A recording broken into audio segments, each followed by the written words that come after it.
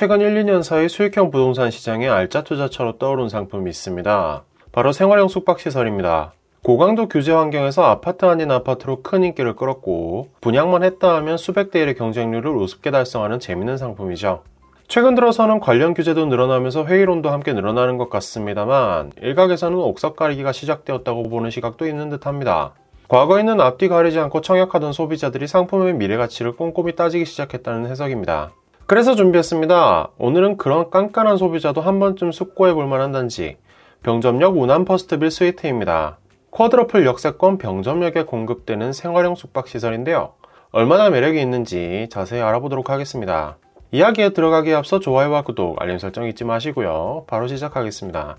병점역 운암 퍼스트빌 스위트는 화성 병점 복합타운 일반 상업지구 S3 상 6-1, 2블록에 조성됩니다.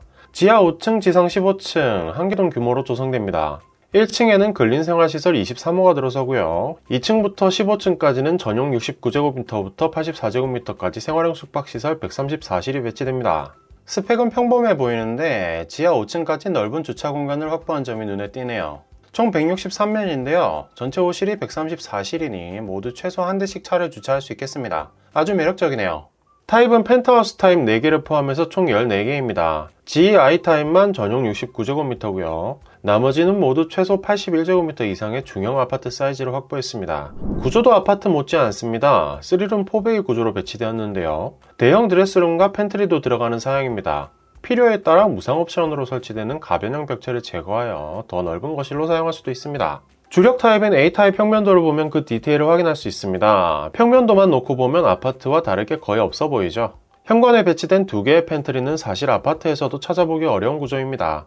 왼편의 팬트리는 머드룸으로 활용하기 좋겠고 오른쪽의 워크인 팬트리는 현관과 주방을 연결하여 동선을 효율화하는 효과가 있겠습니다. 주방 얘기도 안 할 수 없죠. 특별히 엄청난 구조는 아니지만 사실 대단한 겁니다. 숙박시설은 원래 취사가 불가능해서 주방을 설치하면 안 되거든요. 하지만 병점역 운암 퍼스트빌 스위트는 생활형 숙박시설이라서 주방을 설치할 수 있고 따라서 실제 생활은 아파트와 다를 게 거의 없습니다. 그리고 전용 81제곱미터 이상 호실의 경우엔 빌트인 냉장고 2대와 김치 냉장고 그리고 각 베이별로 4대의 시스템 에어컨이 제공되고요. 타워형 비스포크 건조기 세탁기, TV 등 일반적인 신규 분양 단지에서는 볼 수 없는 12종의 고급 빌트인 가전이 풀 퍼니시드로 제공됩니다. 그것도 모두 무상으로요. 여기에 개방감이 뛰어난 전실 와이드 발코니도 눈에 띕니다. 이런 형태의 건물인데 모든 호실에 발코니가 들어갔다는 건 사면이 오픈되어 있다는 얘기죠. 바로 앞에 건물이 없기 때문에 발코니에서 더 큰 개방감을 느낄 수 있겠고요. 구조상 10m 보행자 도로, 13m 도로, 그리고 4m 아케이드 통로를 접하고 있어서 접근성도 높은 설계입니다. 유동인구도 쉽게 끌어들일 수 있어서 상가도 매력적이겠네요. 커뮤니티 시설도 준수합니다. 지하 1층에 배치되는데요. 피트니스 센터와 함께 골프 연습장이 배치되고 간단한 조식을 즐길 수 있는 레스토랑도 들어섭니다. 있을 건 다 있군요. 이쯤에서 짧게 생활형 숙박시설에 대해 짚고 넘어가야겠네요. 생활형 숙박시설은 몇 년 사이 서비스드 레지던스라는 이름으로 투자자들의 시선을 끈 수익형 부동산입니다. 호실별로 구분 등기도 가능하고 최근 계속해서 강화되어 온 부동산 규제에도 큰 영향을 받지 않아 투자자들에게 인기를 끌었습니다. 생활형 숙박시설은 주택법이 아니라 공중위생관리법과 건축법에 적용을 받는 시설이거든요.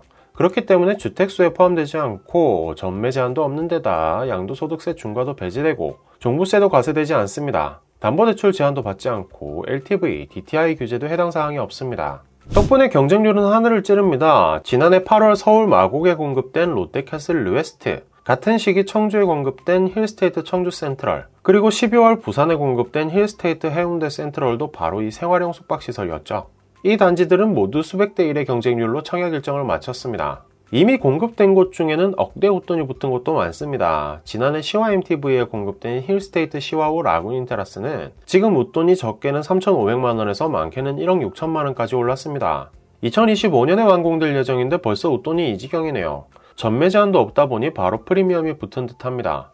이런 생활형 숙박시설의 희소가치는 향후 더 높아질 전망입니다. 법 개정으로 인해 앞으로 생활형 숙박시설 분양이 없어질 수도 있거든요. 지난해 7월 국회에 제안된 건축물 분양법 개정안에는 생활형 숙박시설을 분양 대상 건축물에서 완전히 제외하는 내용이 담겨 있습니다. 현재 국토위에 계류되어 있는 상태인데 원안대로 통과된다면 공포 후 6개월이 경과한 날부터 바로 시행하게 됩니다. 그럼 소규모 투자처로 사랑받던 생활형 숙박시설도 역사 속으로 사라지게 되겠죠.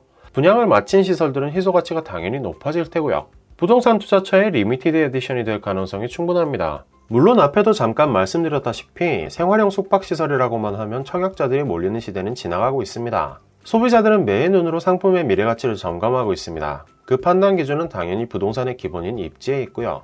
위에 언급된 4개 시설들은 두 가지로 분류할 수 있습니다. 롯데캐슬 류에스트와 힐스테이트 청주 센트럴을 한 묶음으로 볼 수 있고요. 힐스테이트 해운대 센트럴과 시화월 아군 인테라스가 같은 부류로 묶이죠. 전자는 도심에 공급되는 장기 체류 숙박시설이라는 점이 주목을 받은 거고, 후자는 주요 관광지에 공급된 수익형 부동산이라는 점이 주목을 받았다고 볼 수 있겠습니다. 그럼 병점역 운암 퍼스트빌 스위트는 어떨까요? 전형적인 전자에 해당하는 생활형 숙박시설입니다.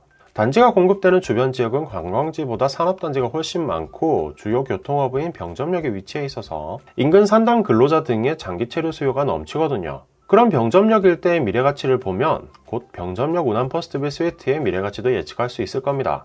병점역은 경기 남부의 핵심 교통허브로 개발되고 있습니다. 이미 국철 1호선에 급행이 정차하는 가운데 향후 여러 노선들이 연결되어 쿼드러플 환승역으로 완성될 예정입니다. 핵심 호재 중에 하나가 동탄 트램입니다. 2023년 착공 예정인데요. 개통을 하게 되면 동탄역과 병점역이 바로 연결되어 SRT, GTX-A, 동탄 인덕원선을 이용하기도 편리해집니다. 당연히 동탄 전역의 인프라를 이용하기도 편리하겠네요. 여기에 진안지구가 발표되면서 신분당선과의 연계도 기대를 받고 있는 상황입니다. 진안지구 교통대책에 따르면 경전철 등을 신설해서 병점역에서 신분당선까지 연결되거든요. 러프한 구상입니다만 분당선부터 인동선, 신분당선까지 연결되니 네트워크 효과도 뛰어날 전망입니다.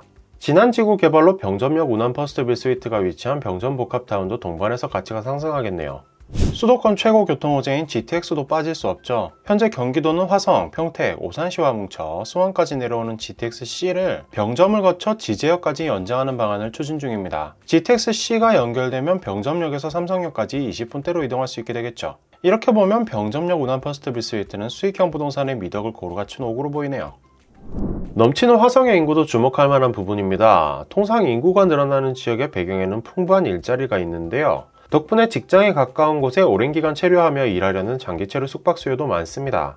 서울을 비롯한 여러 지역들이 인구 유출로 고민하는 가운데 화성은 꾸준히 대량으로 인구가 늘고 있습니다. 통계청 자료에 따르면 2021년에만 28,479명의 인구가 순증했습니다. 전국 시군구 중에 가장 많은 증가량입니다. 화성시는 2017년 이후 매년 전국 최고 증가량을 기록해왔습니다. 올해도 마찬가지겠죠.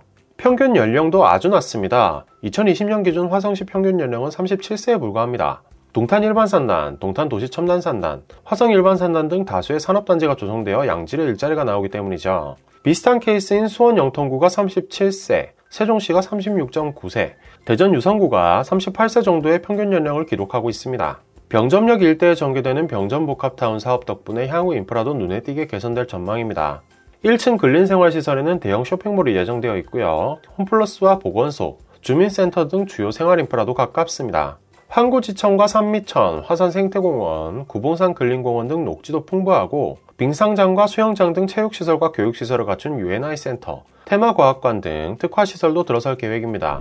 이제 청약요건 얘기를 할 차례인데요. 사실 할 얘기가 없습니다. 앞에도 말씀드렸듯 주택이 아니기 때문에 관련 규제를 전혀 받지 않거든요.